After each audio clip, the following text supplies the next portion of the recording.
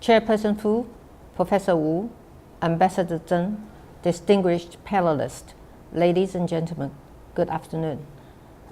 Let me begin by thanking Chairperson Fu, the European Federation of Taiwanese Associations, and everyone here for participating in this special panel on Taiwan.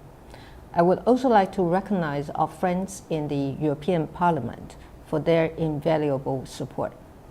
Today, we're gathered here to discuss an important topic, that is Taiwan in the changing global order.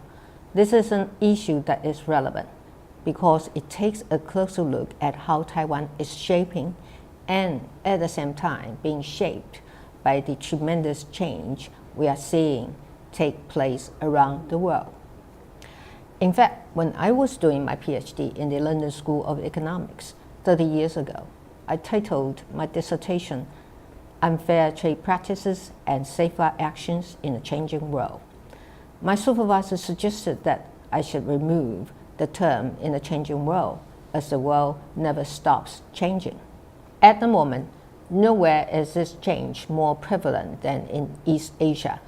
In our part of the world, China's rise is rapidly challenging the rules-based global order that has sustained the region since the end of the Second World War.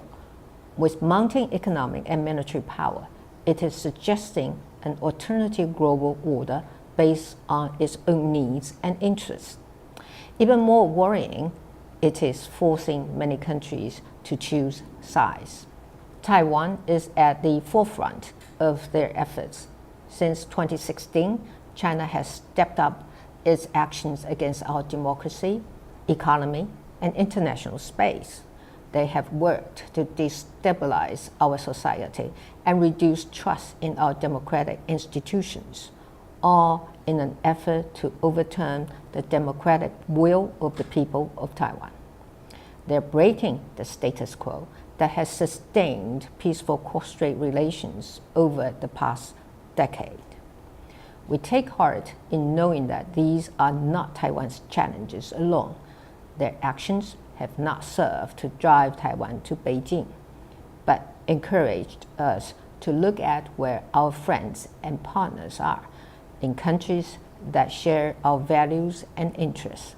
They have only deepened our resolve that freedom and democracy, rather than fear, will continue to determine the future of Taiwan's 23 million people. At this critical juncture in human history, Taiwan understands better than any other country in the world how important it is that those values survive.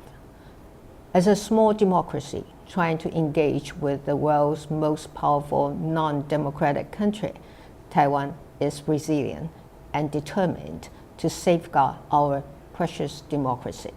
But we do need your support. A liberal democratic order can only survive if like-minded countries, including our European partners, work together for the greater good.